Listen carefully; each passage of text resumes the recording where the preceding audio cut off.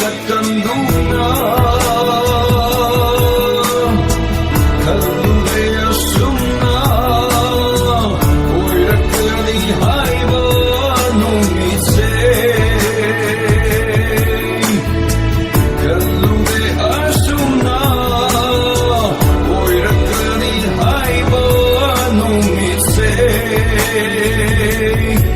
nikupse Menglaba Thabalgi Maangalda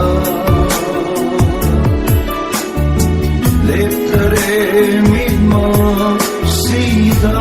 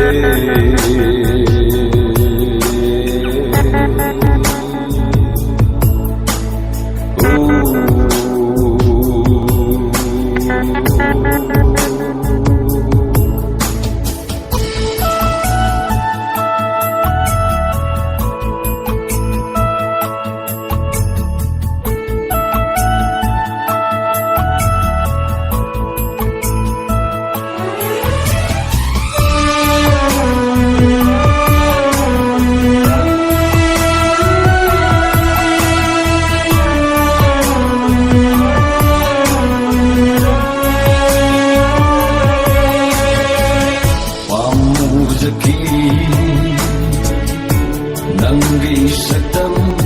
se mangkin kalung bada pamujaki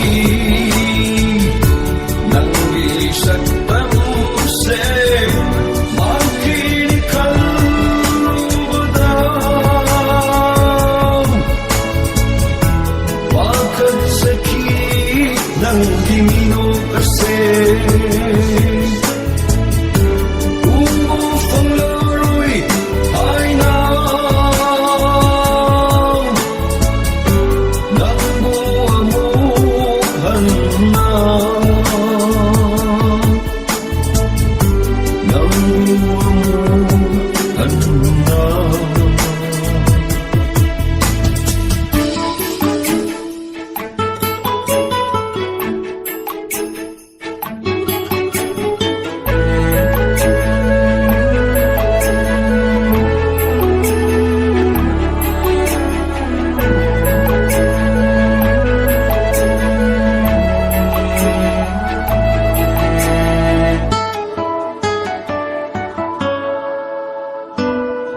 Aigi wakhalsina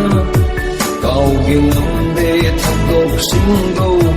Aigi wakhalsina kaugi ngamde thakdoksingdo Kanjaribani wakhalsina Ngasidi nangse aigini Oi haningde khongchat sina panthungfam